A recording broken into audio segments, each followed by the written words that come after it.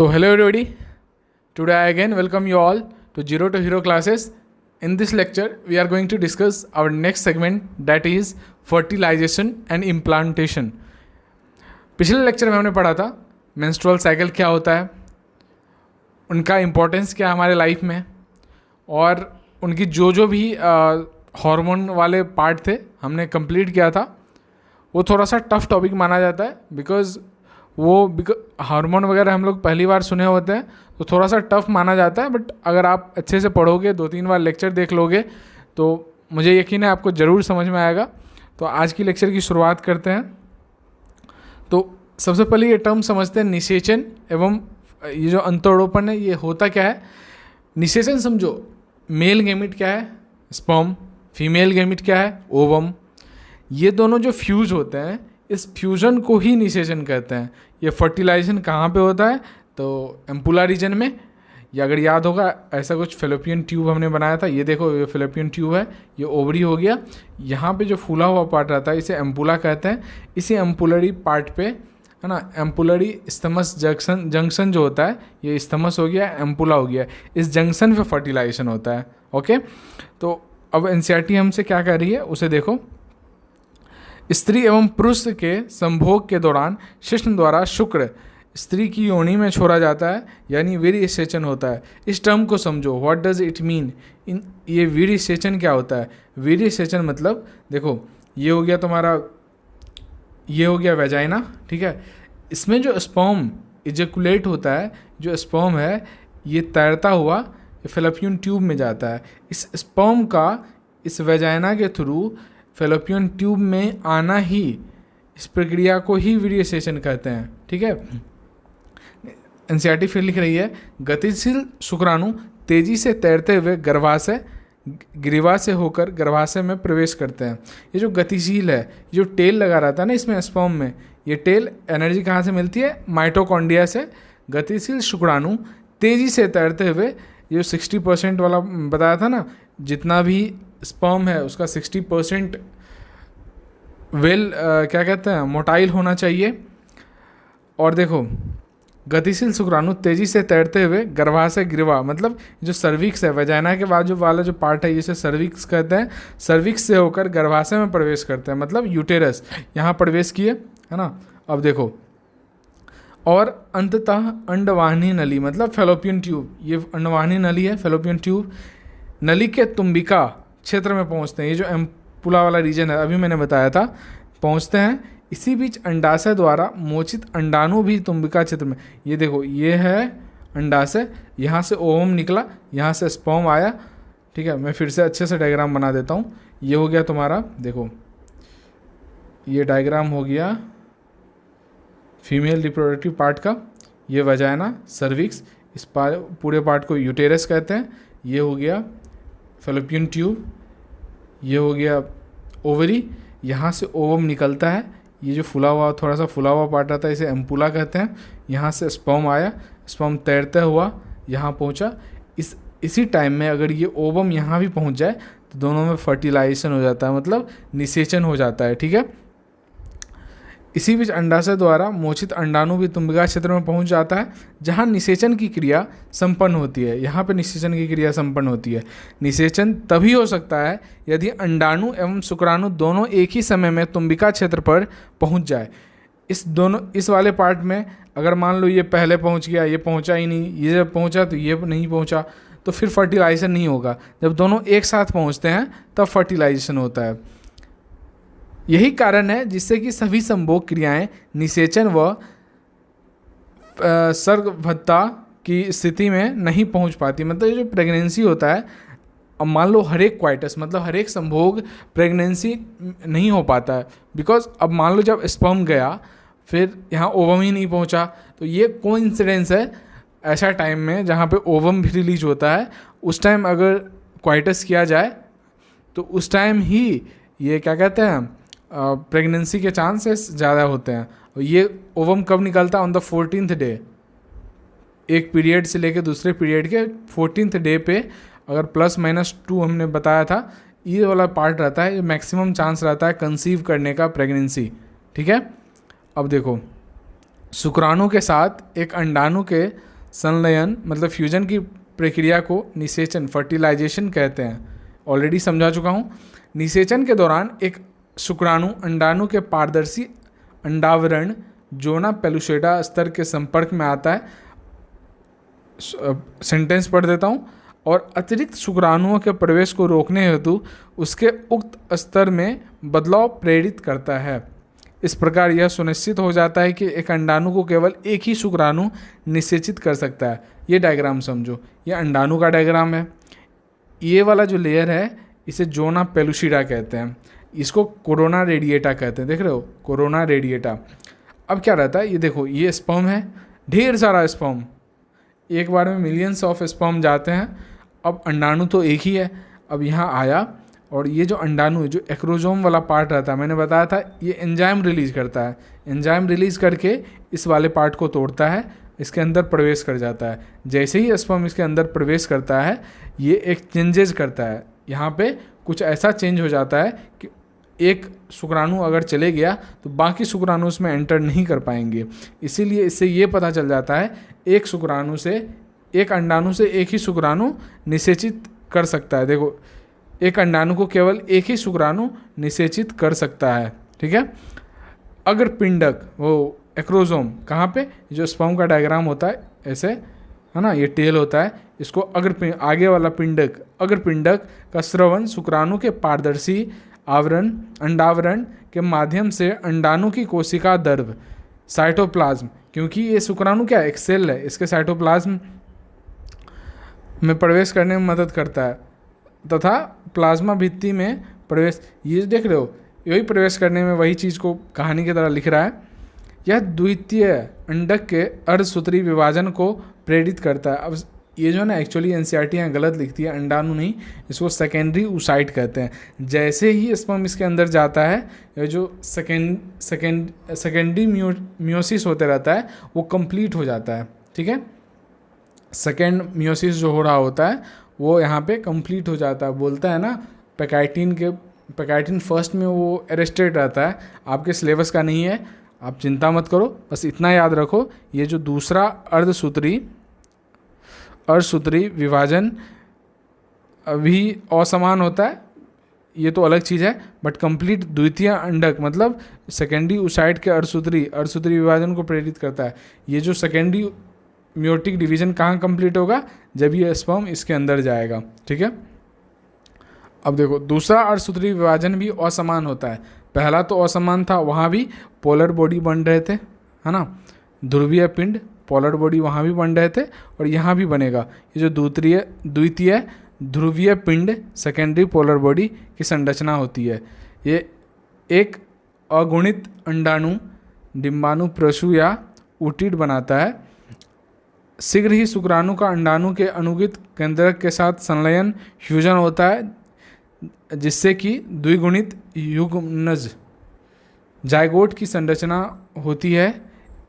अब देखो, ये भी एन है, ये भी एन है। अब इसका जो क्या कहते हैं न्यूक्लियस, इसका जो न्यूक्लियस है वो भी, उसमें भी एन क्रोमोसोम है, इसमें भी एन है, दोनों मिलके 2n बना जाता है, जिसको जाइगोट कहते हैं। ठीक है, युग्मनज जाइगोट की संरचना बनती है। अब देखो, ये जो पूरा पैराग्राफ है यही एक्सप्लेन कर रहा है। देखो, इसको पढ़ लेना खुद से। जो मेल गैमीट है, फीमेल, जो मेल में जो क्रोमोसोम है 46 क्रोमोसोम होते हैं, सबको पता है कितने होते हैं, 46 क्रोमोसोम होते हैं। 46 यानी 23 पेयर्स पढ़ाया जाता है, 23 पेयर्स। तो 46 में 40 इतना जो है ना, इसको एलोसोम कहते हैं, इसको सेक्स क्रोमोसोम कहते हैं। ये मतलब सेक्स डिटरमाइन करने में, लिंग डिटरमाइन करने में हेल्प करते हैं। तो 2 क्रोमोसोम कौन सा हो गया, सेक्स क्रोमोसोम, इसको एलोसोम कहते हैं। जो जैसे हमारा बॉडी वगैरह 2n होता है ना, यहाँ से डिफाइन होता है। अगेन इसमें फीमेल में XX होता है। अब इसमें देखो, अगर एक मेल गैमिट बन रहा है तो एक मेल गैमिट 23 आएगा, है ना, 44 है तो 23 आएगा। ये जो 23 आता है उसमें 22 तो ये आएगा एलोसोम, और एक सेक्स क्रोमोसोम, आइदर X आए या Y आए। तो मान लो यहाँ पे ऐसे ये ज़्यादा बेटर होगा, 22 + X, 22 प्लस वाई, तो 22 प्लस एक्स मतलब 23 क्रोमोसोम यहाँ से निकला, और सेकेंड चांस है फिर से जो एक बनेगा, ऐसा कुछ बनेगा, ये जो फर्टिलाइज होगा आइदर एक्स एक्स बनेगा, एक्स वाई बनेगा, फिर एक्स एस या एक्स वाई, तो ये चांसेस क्या हो जाते हैं, 50% चांसेस हो जाते हैं। अब मेल में देखो, मेल में अगर मान लो 2 स्पर्म है तो उसमें या तो एक्स होगा या तो वाई होगा, 50% चांस है, इसमें तो एक्स ही है, अगर इसका एक्स गया तो फीमेल बन जाएगी, अगर वाई गया तो मेल बन जाएगा। तो जो बच्चा डिटरमाइन कर रहा है, कौन कर रहा है, ये मेल वाला पार्ट कर रहा है, क्योंकि मान लो फीमेल में तो एक्स एक्स ही है, हमेशा एक्स एक्स ही रहेगा, अगर मेल का वाई चले गया तो लड़का हो गया, मेल का एक्स गया तो लड़की हो गई। तो ये जो बच्चा पैदा होता है वो किसके कारण होता है, उसका जो सेक्स होता है मेल है या फीमेल है, that is due to male only, है ना। चलो जल्दी से इस पैराग्राफ को भी पढ़ लेते हैं। हमें यह बात ध्यान रखनी चाहिए, इस चरण में शिशु के लिंग का निर्धारण यानी लड़का या लड़की का होना निश्चित हो जाता है। आइए देखें यह कैसे होता है। जैसा कि आप जानते हैं स्त्री के गुणसूत्र, यही गुणसूत्र का स्वरूप एक्स एक्स है, बताया मैंने, सेक्स क्रोमोसोम क्या है, एक्स एक्स, पुरुष में एक्स वाई, इसीलिए स्त्री द्वारा उत्पादित सभी अणुगुणित युग्मकों अंडाणु में एक्स लिंग गुणसूत्र होते हैं, जबकि पुरुष युग्मकों शुक्राणुओं में लिंग गुणसूत्र यानी एक्स या वाई लिंग गुणसूत्र होते हैं। इसलिए 50% शुक्राणु में एक्स लिंग गुणसूत्र होते हैं, मतलब मान लो एक्स एक्स है तो 50% में ये जाएगा, 50 में ये जाएगा। दूसरे 50% शुक्राणु में वाई लिंग, अगर मान लो मेल में तो एक्स वाई होता है, एक में एक्स जाएगा एक में वाई जाएगा, तो आधा चांस मतलब 50%, फिर अगेन 50% में क्या जाने का है, वाई, यही यहाँ समझाया जा रहा है। इसीलिए पुरुष एवं स्त्री युग्मकों के संलयन के पश्चात युग्मक में यानी एक्सएस या एक्स वाई लिंग गुणसूत्र की संभावना होती है। अगर एक्स गया, फीमेल में तो एक्स आ ही रहा है, अगर एक्स गया तो एक्स, वाई गया तो एक्स वाई बन गया, वही बात बताया जा रहा है। यह बात इस बात पर निर्भर करेगा कि एक्स या वाई लिंग गुणसूत्र वाले शुक्राणु में कौन अंडाणु का निषेचन करता है। जिस युग्मनज में एक्स एक्स गुणसूत्र होंगे वह एक मादा शिशु लड़की के रूप में, जबकि एक्स वाई गुणसूत्र वाला युग्मज शिशु मतलब लड़का के रूप में विकसित होगा। आप गुणसूत्र प्रतिमानों के बारे में और अधिक विस्तार से जानकारी अध्याय 4 में सीखेंगे। इसी वही बताया जा रहा है, आप आगे सीखोगे। समसूत्री विभाजन, ये वाला जो पार्ट है, ठीक है, हाँ पढ़ा ही देता हूँ। चलो, समसूत्री विभाजन विदलन या क्लीवेज की शुरुआत। क्लीवेज का मतलब ही होता है डिवीज़न। क्या होता है? डिवीज़न। जहाँ पे तुमको डिवीज़न दिख जाए उसे ही क्लीवेज कहेंगे। तो एक क्लीवेज है, एक जो माइटोसिस होता है उसी का एक रूप है, ठीक है, बट यहाँ साइज नहीं बढ़ता है, बट नंबर ज़रूर बढ़ते हैं, वो अभी मैं आपको समझाता हूँ वो कैसे। क्लीवेज की शुरुआत तब होती है जबकि युग्मनज मतलब जाइगोट, अंडवानी मतलब फेलोपियन ट्यूब के संकीर्ण पथ स्तमस से, ये वाला जो पार्ट था किधर गया, ये वाला जो पार्ट है इसको स्तमस कहेंगे। ये चीज़ ऑलरेडी मैंने मतलब पुराने लेक्चर्स में समझा चुका है। स्तमस क्या है, एम्पुला क्या है, इनफंडिबुलम क्या है, फिम्बरी क्या होता है यहाँ से कलेक्ट करने वाला, वो आपको याद करना पड़ेगा। आप अगर सोच रहे हो आप लेक्चर देख के समझ जाओगे, समझ तो जाओगे, बट आपको याद नहीं रह पाएगा, आपको याद करना पड़ेगा, खुद से डायग्राम बना बना के प्रैक्टिस करना पड़ेगा। एक दिन में बिल्कुल नहीं होने वाला है, बार बार प्रैक्टिस करना पड़ेगा, ठीक है। स्तमस से गर्भाशय की ओर बढ़ता है। अब देखो, तब यह 2, 4, 8, 16 संतति कोशिकाओं जैसे कोरक खंड ब्लास्टोमियर्स कहते हैं। अब ये देखो मैं आपको समझाता हूँ, यहाँ एकदम बढ़िया डायग्राम है। ये देखो, ये है वजाइना मतलब योनि, यहाँ से स्पर्म आया, यहाँ जाके यहाँ पे कुछ क्या कहते हैं, फर्टिलाइज हुआ। फर्टिलाइज होने के बाद यहाँ से मान लो ये क्या दिखा रहा है पता है, वो जो मैंने बताया था ना, इसके मेडुला वाले रीजन में क्या होते हैं, फॉलिकल होते हैं। और 14th डे पे सेकेंडरी oocyte निकला। देखो सेकेंडरी oocyte, ये वाला रीजन में यहाँ पे स्पर्म आया। ये डायग्राम देखो बढ़िया से, यहाँ पे देखो ये स्पर्म आया है ना, ये स्पर्म आया और ये क्या किया, इसको फर्टिलाइज कर दिया, ओवम में फर्टिलाइजेशन हो गया। इसके स्तमस से होते हुए इसमें डिवीजन स्टार्ट हो गया। पहले जाइगोट बना है ना, मेल और फीमेल बन के एक जाइगोट बनाया, इसमें डिवीजन हुआ, 2 बना, 2 से 4 बना, क्योंकि ये दोनों भी डिवीजन करेगा, ये 2 बनाएगा, ये 2 बनाएगा, फिर ये 2 बनाएगा, फिर ये 2 बनाएगा, फिर ये 2 बनाएगा, ऐसे 4 से ऐसे करके बढ़ते जाता है। तो ये डायग्राम देखो, ए पहले ओवम आया, टूटा, ओवम बना, ये देख रहे हो, यहाँ से निकला फट के कहाँ पे, जो फॉलिकल, टर्सरी फॉलिकल होता है ना, एंट्रम वाला स्ट्रक्चर मैंने बताया था, यहाँ से ओवम निकला, फर्टिलाइज हुआ, 2 4 ऐसे करके बनते जा रहा है। यहाँ आते आते तो ये स्तमस होते हुए एम्पुला में हुआ, स्तमस होते हुए इस वाले पार्ट में आया, फिर यहाँ इम्प्लांट कर जाता है। मतलब ये जो एंडोमेट्रियम वाला पार्ट होता है, यूटेरस में 3 पार्ट होता है, एक होता है पेरीमेट्रियम, मायोमेट्रियम, एंडोमेट्रियम। इस एंडोमेट्रियम में जो कि मेंस्ट्रुअल साइकिल में ब्लड के साथ झड़ जाता था, क्योंकि यहाँ पे अब फर्टिलाइजेशन हो चुका है तो वो पार्ट झड़ेगा नहीं, इसीलिए जब क्या कहते हैं प्रेगनेंसी आती है तो ये जो मेंस्ट्रुअल साइकिल होता है बंद हो जाता है, वो इंडिकेट करता है कि प्रेगनेंसी हो चुकी है। ये जो ब्लड वाला पार्ट इससे बाहर नहीं आता है, क्यों नहीं आता है, क्योंकि एक वो कुशन तैयार करता है। अब यहाँ पे देखो बढ़िया से डायग्राम दिखाया गया है, ये ओवम है, ठीक है, यहाँ से स्पर्म आया, इसको छीड़ते हुए इसमें से एक ही एंटर कर रहा है, ये देखो एक ही एंटर कर रहा है, बाकी सब बाहर ही रह गया। अब ये क्या किया, एक जायगोट बना, एक जायगोट 2 डिवीज़न किया, 2 बना, 2 से फिर 4 बना, ऐसे करके बढ़ते जा रहा है। 8 से 16 वाले स्टेज को एक प्रॉपर नाम देते हैं, इसको मोडुला कहते हैं। उसके बाद कोरक पुटी रोपण या इम्प्लांटेशन हो रहा है, वो क्या लिखती है वो मैं दिखाता हूँ। स्तमस की ओर बढ़ता है, यही डायग्राम यही समझा रहा है, चित्र यही दिखा रहा है 2.11 में। 2 4 8 16 देखो यहाँ पे 2 बन रहा था ना, देखो ये 2 फिर 4 8 16 करके ऐसे कुछ बनता है। संतति कोशिकाएं, मतलब उसका जो डॉटर सेल्स हैं, इसको क्या बोलते हैं, डॉटर सेल, जिसे कोरक खंड ब्लास्टोमियर्स कहते हैं। इसको ब्लास्टोमियर बोलेंगे कि रचना 8 से 16 कोरक खंडों वाले भ्रूण को तूतक यानी मोडुला कहते हैं। 8 से 16 वाले, देखो ये वाले डायग्राम, ये 8 से 16 है, इसको मोडुला बोलेंगे। अगेन यह तूतक लगातार विभाजित होता रहता है और जैसे जैसे यह गर्भाशय की ओर बढ़ता है, यह कोरक पुटी ब्लास्टोसिस्ट के रूप में परिवर्तित हो जाता है।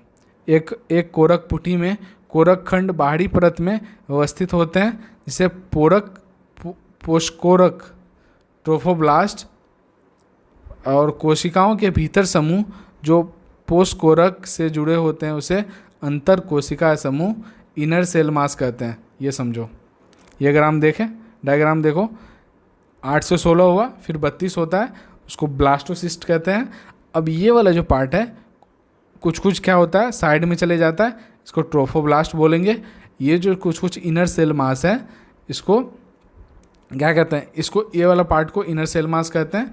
अब यही धंसता है, ये जो इनर सेल मास है, तो अपने शरीर के जितने भी अंग देख रहे हो, ये इनर सेल मास ही बनाता है, ठीक है, ये बॉडी कवरिंग बनाता है ट्रोफोब्लास्ट, बाद में बड़ा होके। अब आगे देखो, यहाँ तक हमने पढ़ लिया। अब पोषक कोरक स्तर गर्भाशय अंतर स्तर से संलग्न हो जाता है और अंतर कोशिका समूह भ्रूण के रूप में अलग अलग विभेदित हो जाता है। मतलब क्या कहते हैं, अलग अलग जर्म लेयर बनाने लगता है। संलग्न होने के बाद गर्भाशय कोशिका तेजी से विभक्त होती है और कोरक पुटी को आवृत कर लेती है। इसके परिणाम स्वरूप कोरक पुटी गर्भाशय अंतःस्तर में अंतः स्थापित इम्बेडेड हो जाती है। ये देख रहे हो, इसके अंदर धस गया, इसको इम्बेडेड होना कहते हैं। देख रहे हो, इनर सेल मास हो गया, ये ट्रोफोब्लास्ट हो गया, ठीक है, इनर यहाँ पे धस जाता है। इसी को अंतरोपण इम्प्लांटेशन कहते हैं। प्रेगनेंसी का रूप धारण कर लेती है। तो आज हम लोग इतना ही पढ़ेंगे। मैं आज के टॉपिक को समराइज़ करता हूँ। देखो 5 मिनट के अंदर रिवीजन कैसे होता है वो सिखाता हूँ मैं। सबसे पहले हमने ये देखा निषेचन क्या होता है, फर्टिलाइजेशन, मेल जर्म सेल क्या है, मेल गेमिट क्या है, स्पर्म, फीमेल गेमिट क्या है, ओवम। दोनों आया, दोनों कहाँ पे इम्प्लांट होगा, दोनों मिलके एम्पुला में फर्टिलाइज होगा। फर्टिलाइज होने के बाद वो डॉटर सेल, मतलब डॉटर सेल में कन्वर्ट होने लगता है ब्लास्टोमियर्स, ठीक है। उसको क्या कहते हैं, ये जो क्लीवेज होने लगता है, इस क्लीवेज होना को जो डॉटर सेल है उसको ब्लास्टोमियर कहेंगे। ये पहले 2, 4, 8, 16 ऐसे करके 8 से 16 वाले स्टेज को मोरूला बोलेंगे। ये सब फिर इस्तेमाल होते हुए कहाँ चले आएगा, इम्प्लांट होने के लिए यहाँ पे, मतलब गर्भाशय में। कहाँ धंसता है, एंडोमेट्रियम में, ठीक है। अब ये डायग्राम दिखाया गया था किसका, ओवम का। ओवम होता है, इसके ऊपर जोना पेलुसिडा नाम का एक लेयर होता है। एक स्पर्म एक ओवम को एक ही स्पर्म निषेचित कर सकता है, मतलब फर्टिलाइज कर सकता है। यही सब बातें हैं। अब आपको याद क्या क्या रखना है, आपको ये डायग्राम आनी चाहिए, ठीक है। फीमेल वाला डायग्राम तो आनी ही चाहिए। ये कौन से, ये तो पूछ ही लेगा 8 से 16 वाले स्ट्रक्चर को क्या मोरूला बोलते हैं, ब्लास्टुला बोलते हैं, गैस्ट्रोला बोलते हैं, ये सब पूछ लेगा। बाकी एक स्पर्म कितना को निषेचित करता है, यही सारी डायग्राम पूछेंगी, मतलब बेसिकली। और यही था। Thank you. अब अगले लेक्चर में चैप्टर कंप्लीट हो जाएगा। आप लोग पढ़ते रहे बढ़िया से, और नोट्स ट्राई करूँगा मैं प्रोवाइड करने का। अगर आप लोग खुद नोट्स बना सकते हो तो that is more than enough, मतलब वो तो बेस्ट थिंग हो जाएगा खुद से नोट्स बनाना, but let it be verified by me, ठीक है। बाकी थैंक यू वेरी मच। पढ़ते रहो, मस्त रहो।